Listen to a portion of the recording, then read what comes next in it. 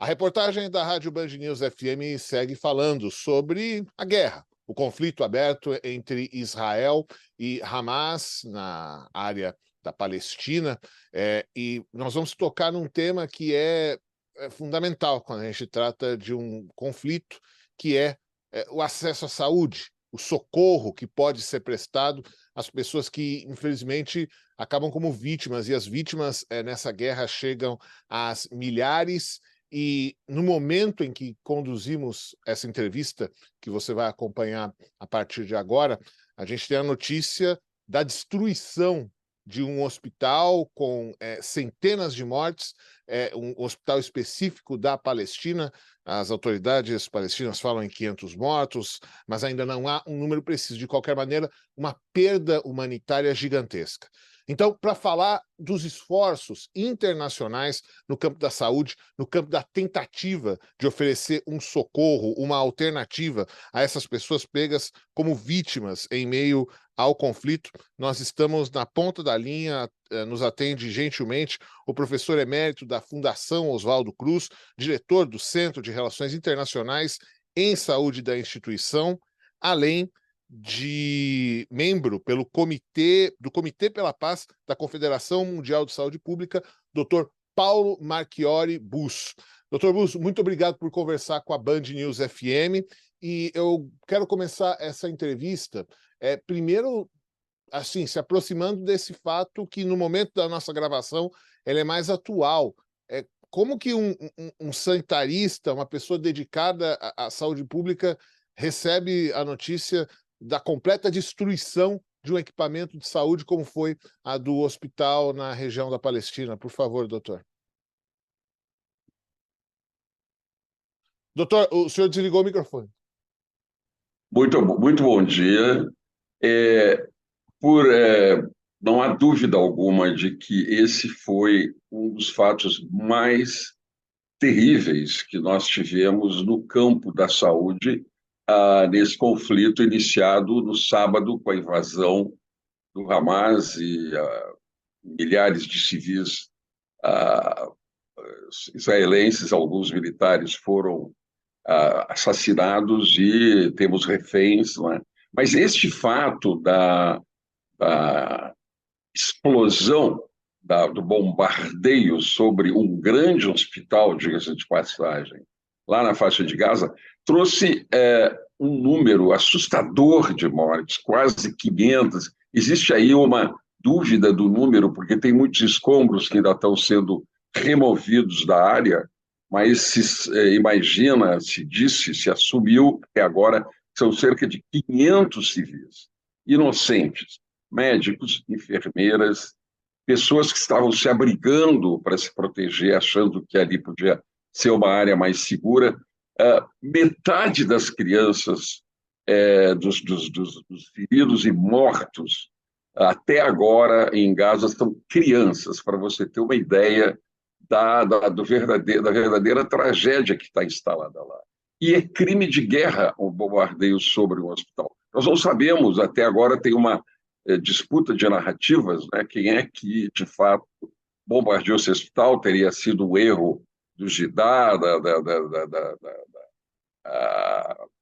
o erro, portanto, de uma força que atua dentro do território de Gaza, ou seria do exército de Israel? Não importa a origem, porque o que importa para nós é que é crime de guerra bombardeio sobre estabelecimentos de saúde estabelecido nas convenções de Genebra, número 1. Número 2, essa é uma tragédia que se soma à tragédia instalada já há mais de 10 dias na região. Terceiro, a maior parte das vítimas são civis e, para nosso sofrimento, mais da metade delas são crianças. Quer dizer, as pessoas, os seres humanos mais inocentes. E, além disso, né, todos os demais serviços estão completamente afetados. A gente já não tem mais medicamento, sangue, soro, material, equipamento médico, cirúrgico necessário, sobretudo para ferimentos de guerra, são sofisticados no sentido de um atendimento adequado. Tem amputações, não é? Tem rompimento de vasos sanguíneos, um sangramento. Tem crianças, por outro lado, e doentes graves que estão nesses hospitais, ocupando centros de tratamento intensivo, as incubadoras dos berçários de crianças prematuras, graves, não tem comida, não entra remédio, não entra nenhum desses materiais e também não se permite que saiam, sejam retirados os doentes e os feridos graves ou os feridos que, atendidos da gravidade inicial, poderiam e deverão se recuperar, podem se recuperar em outro local. Então, é uma tragédia que salta aos nossos olhos de uma maneira assustadora, eu diria, porque nós estamos lidando com a matéria-prima para todos nós, que é a vida. Né? E essa Federação Mundial de Saúde Pública, ela tem o Comitê pela Paz, ela é uma organização que tem 130 associações nacionais, inclusive aqui no Brasil, com mais de 5 milhões de associados. Então, nós decidimos, como sanitaristas, como pessoas médicos, aliás, hoje é dia do médico, dia 18 de outubro, e eu presto aqui pela primeira vez durante o dia, farei isso muitas outras vezes durante o dia de hoje com você, né, uma homenagem aos médicos, sobretudo aqueles que estão sofrendo nesse momento a terrível pressão de ter que escolher a escolha de Sofia entre a vida e a morte, um e outro paciente, o que jamais um médico, uma enfermeira deveriam ser confrontados com isso. Mas as escolhas estão sendo feitas por eles. Vai atender quem? Estão chegando dezenas, centenas, milhares de pacientes nos hospitais que estão sofrendo a falta de tudo em Gaza. Então, é uma situação dolorosíssima, né? E nós temos que prestar a homenagem à nossa solidariedade a esses profissionais de saúde e pedir ao mundo o mínimo de humanidade, né? Que as lideranças globais, o presidente Biden está nesse momento em Israel, visitando o primeiro-ministro Netanyahu, o presidente Herzog de Israel, e nós pedimos o mínimo de humanidade para quem? Nós encaminhamos uma carta ao presidente do Conselho de Segurança, que é o embaixador danese brasileiro. Fomos muito bem recebidos pela delegação brasileira em Genebra, em Nova York, que recebeu nossa carta e imediatamente transmitiu seu teor ao presidente do Conselho, ao presidente da Assembleia Geral das Nações Unidas, ao secretário-geral Antônio Guterres, ao presidente e primeiro-ministro de Israel, ao presidente e primeiro-ministro da Autoridade Palestina.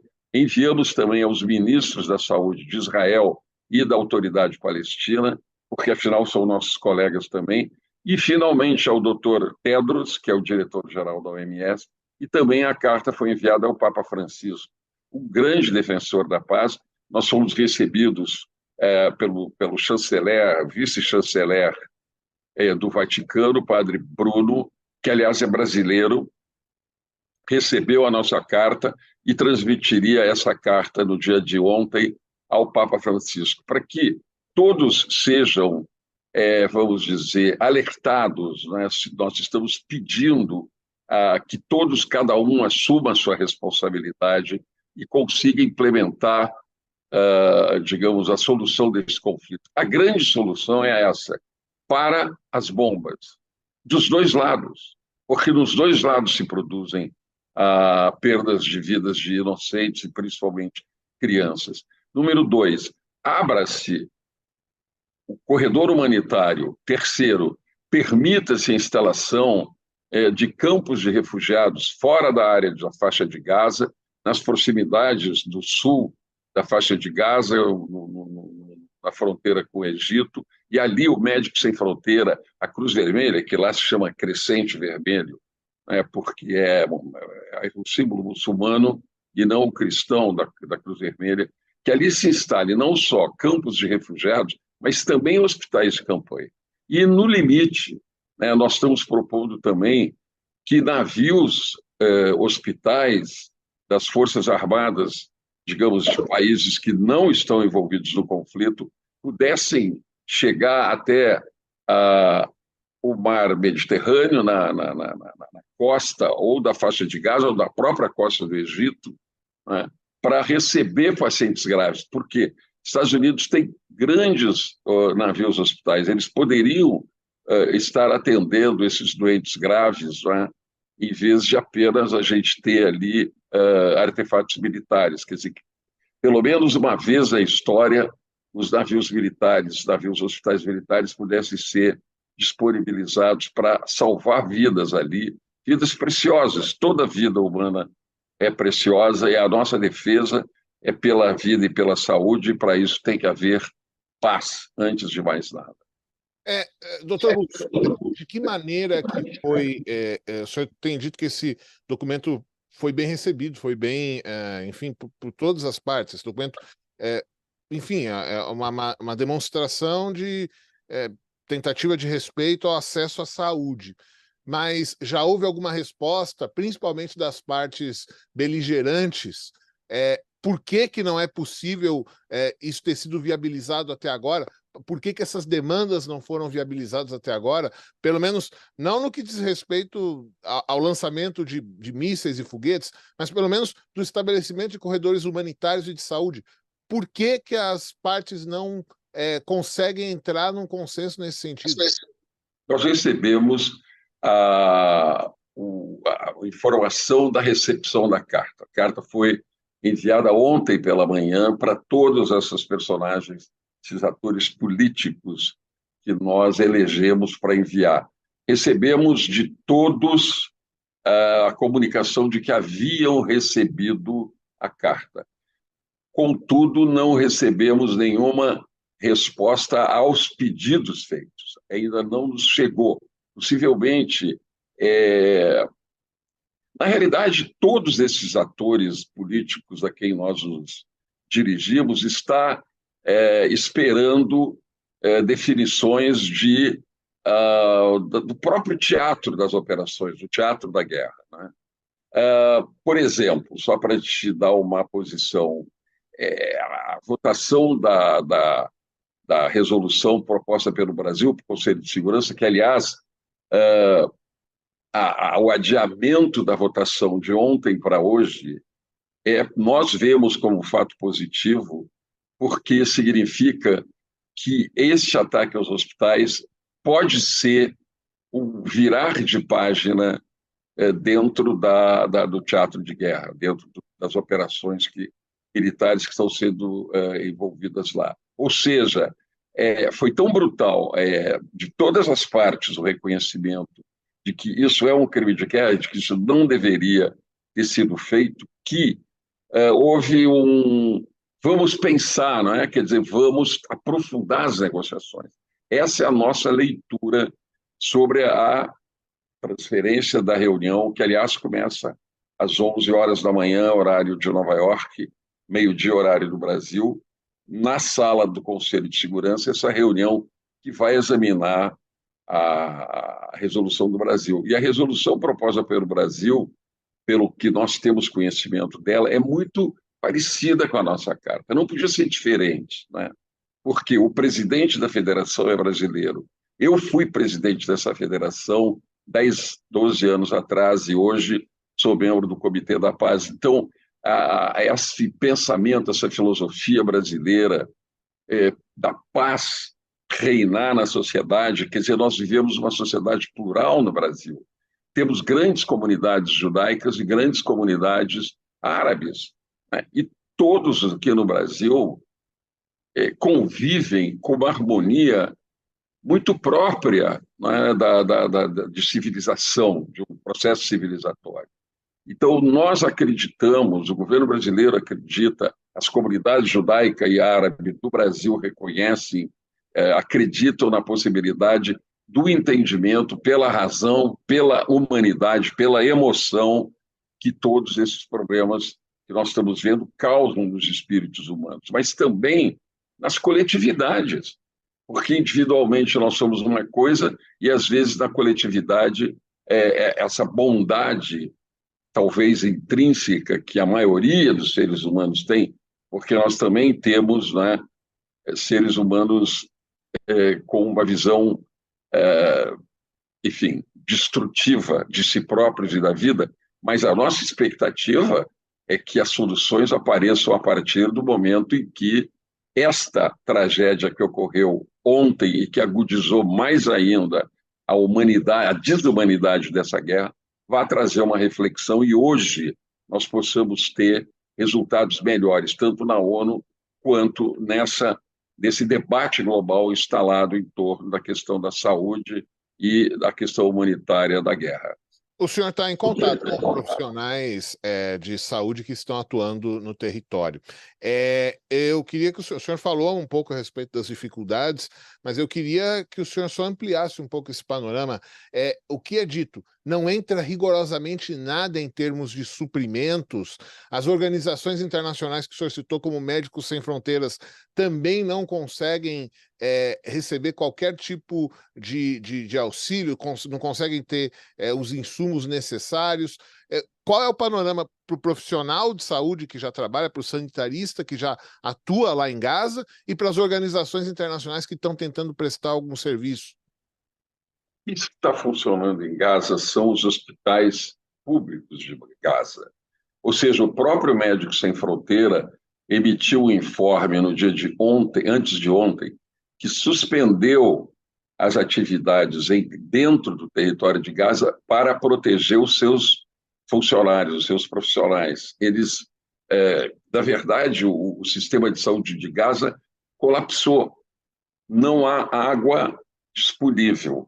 Os dessalinizadores, a única usina de dessalinização, que é uma forma de suprir com água toda aquela região muito árida, sobretudo aquela região ali de Gaza, a única fábrica, a única dessalinizadora que existia, foi interrompida as atividades dela no dia de ontem. Foi essa informação que nós recebemos dos nossos colegas dos Médicos Sem Fronteiras e de todas as outras organizações.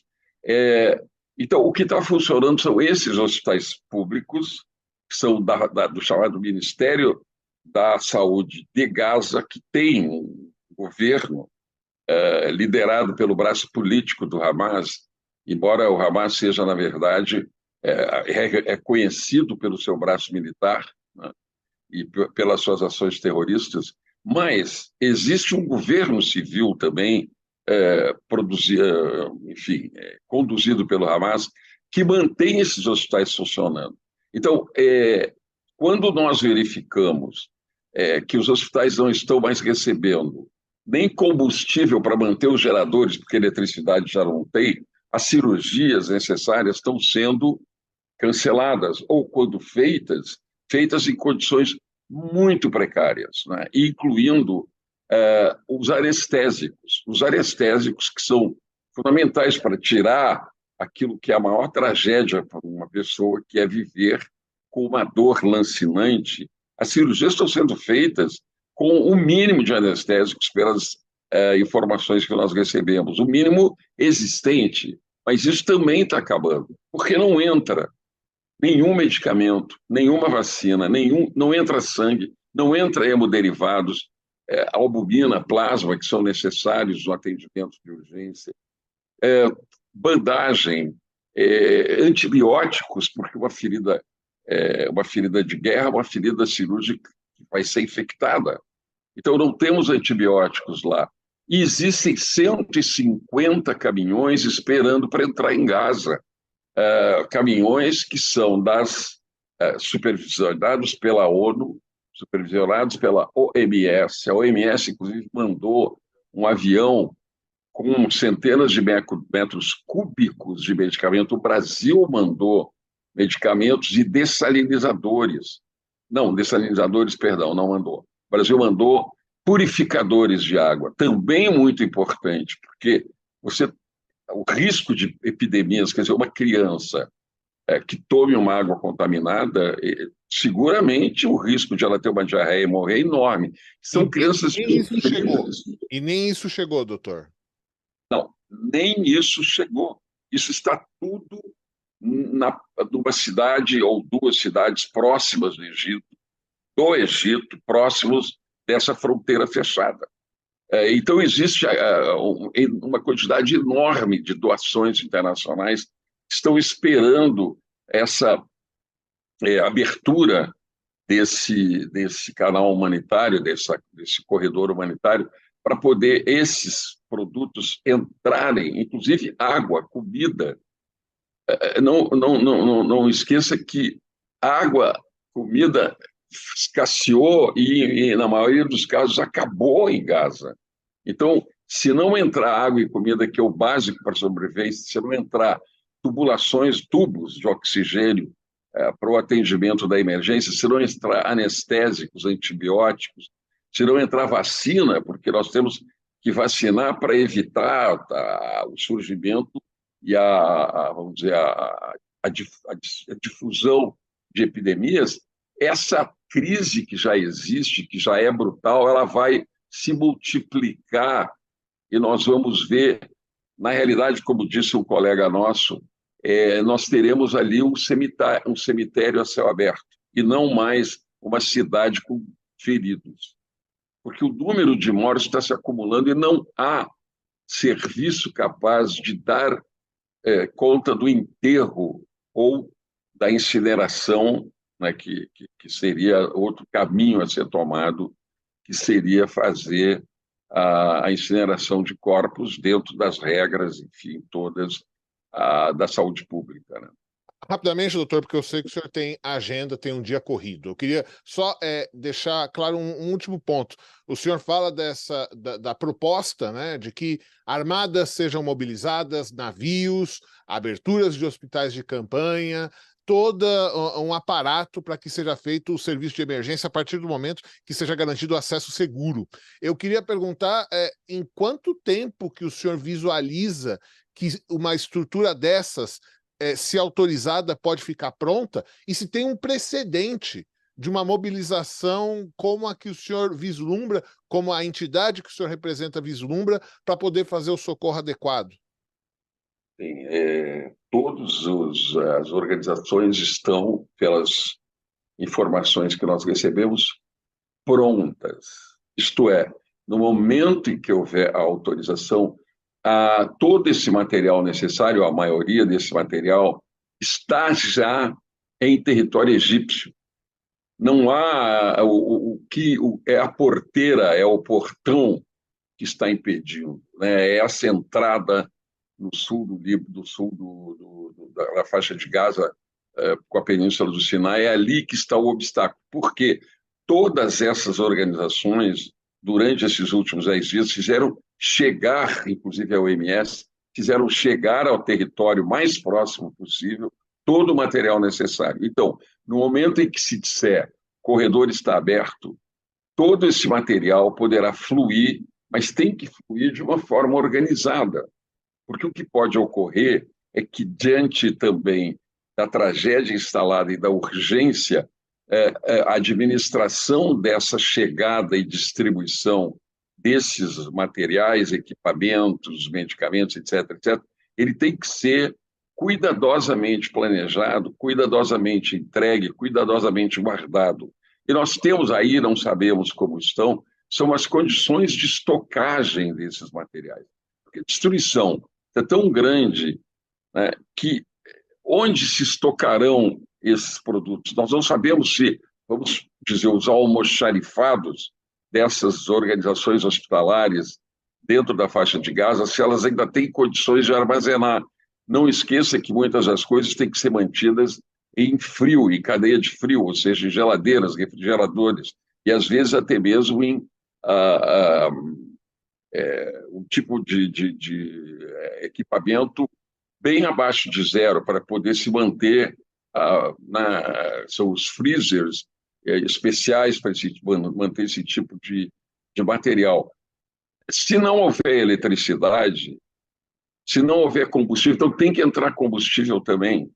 Agora, tudo isso é uma decisão política, porque as instalações, todas essas medidas que puderam ser tomadas até aqui garantem a existência desses recursos disponíveis. O que não está resolvido depende agora do Conselho de Segurança e vai depender da seriedade, da humanidade, da ética que tiverem o Hamas e o Estado de Israel para que esse litígio ele respeite, pelo menos, a sobrevivência de inocentes. É a questão central, ela não é ela tem problemas de logística, de infraestrutura evidente, que estão semi-resolvidas, digamos, mas enquanto não houver decisão política, por isso nós estamos tão expectantes de que esse chamado à racionalidade, à humanidade,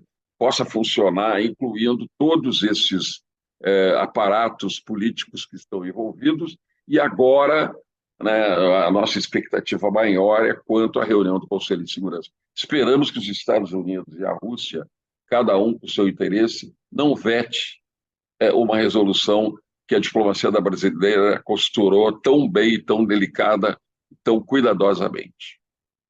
Nós ouvimos o diretor do Centro de Relações Internacionais em Saúde da Fundação Oswaldo Cruz, professor emérito também da própria Fiocruz, além de membro do Comitê pela Paz só pegar aqui corretamente, membro do Comitê pela Paz da Confederação Mundial de Saúde Pública, Dr. Paulo Marchiori Buschi, conversou com os ouvintes, a reportagem da Band News FM. Doutor, muito obrigado pelo tempo do senhor, pela gentileza e até uma próxima oportunidade.